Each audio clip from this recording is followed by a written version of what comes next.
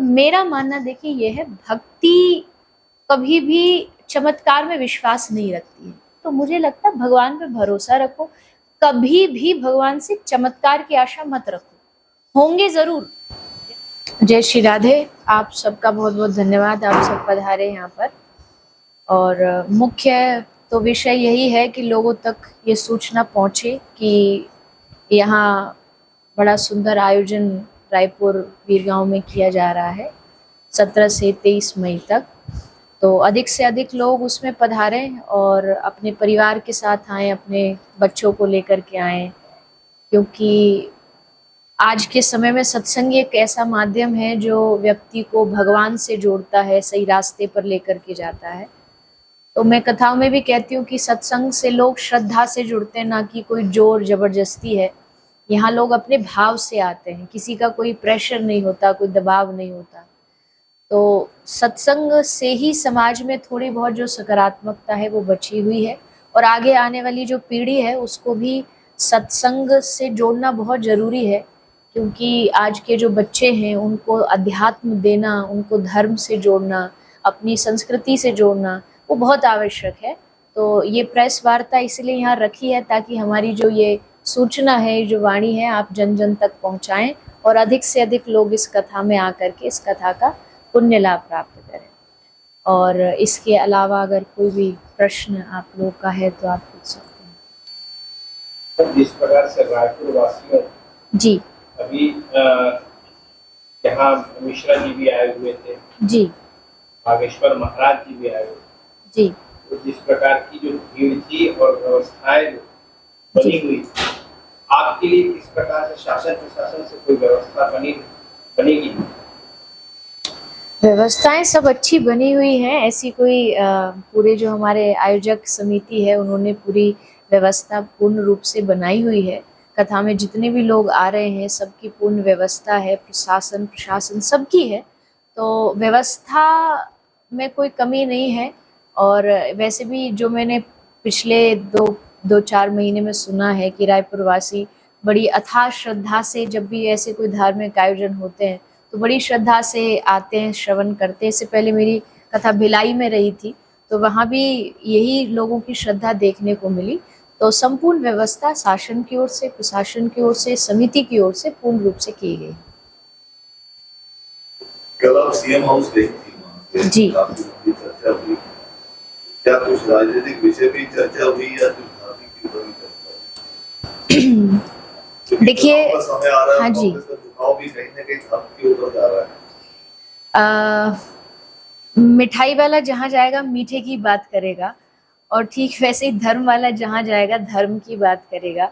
मैं खुद गौ माता की सेवा से जुड़ी हुई हूँ, तो वहाँ जितनी भी चर्चा हुई केवल गाय से जुड़ी हुई, क्योंकि इससे पहले भी पिछली कथा सीधी मध्य प्रदेश में थी तो सीएम साहब वहाँ पधारे थे, तब ये चर्चा निकली थी गायों को लेके। हम गायों के कुछ प्रोडक्ट्स बनाते हैं, तो उन्होंने कहा था कि जब आप अगली कथा में आ ही रहे हैं रायपुर, तो आप हम जो गायों के लिए सरकार जो कर रही है छत्तीसगढ़ में, गाय का गोबर, गाय के प्रोडक्ट्स, गाय की खाद, तो वो क्योंकि हमारा काम भी उसी से जुड़ा हुआ है, हम खुद खाद बनाते हैं गाय के गोबर से, तो उस विषय को लेकर ही वहाँ पर चर्चा रही, धर्म को लेकर के ही चर्चा रही।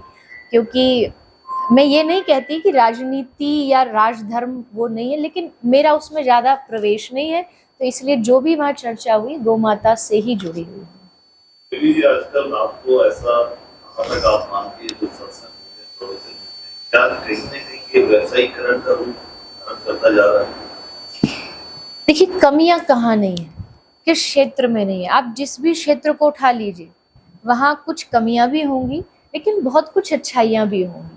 ठीक वैसे ही हमारे धर्म में भी है, हमारे जो कथा जो क्षेत्र है इसमें भी है, यहाँ भी कुछ व्यवसायीकरण हो रहा है।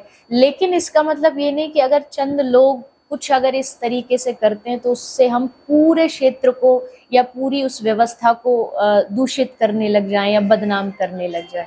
समय बदल रहा है, कलयुग है, इसमें बुराइयां तो बढ़ेंगी ही, धर्म भी थोड़ा थोड़ा दिखावे का विषय बन रहा है।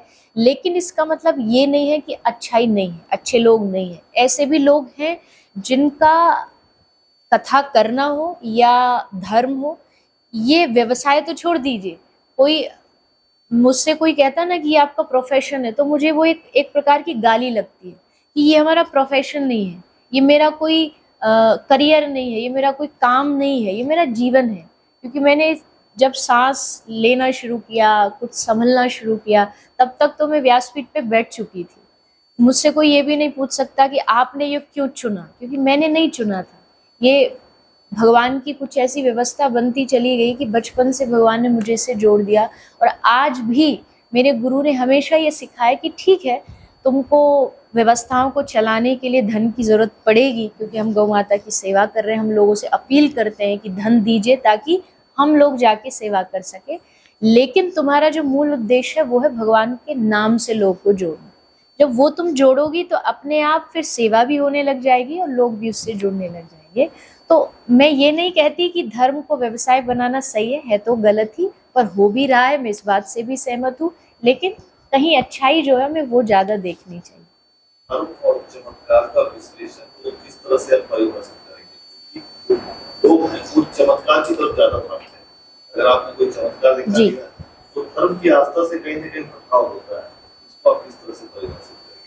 आपको सोचना पड़ेगा आपको चाहिए क्या। देखो, दुनिया में, मार्केट में, बाजार में हर चीज मिलती है। असली सोना भी मिलता है, नकली भी मिलता है, पीतल भी मिलता है। आपको खरीदना क्या है वो आप पे निर्भर करता है। तो ठीक वैसे ही दुनिया में अच्छी सच्ची भक्ति करने वाले भी हैं, चमत्कार करने वाले भी हैं, आपको ठगने वाले भी हैं। आप जिस तरफ जाओगे आपको वही चीज मिलेगी। तो मेरा मानना देखिए ये है, भक्ति कभी भी चमत्कार में विश्वास नहीं रखती है।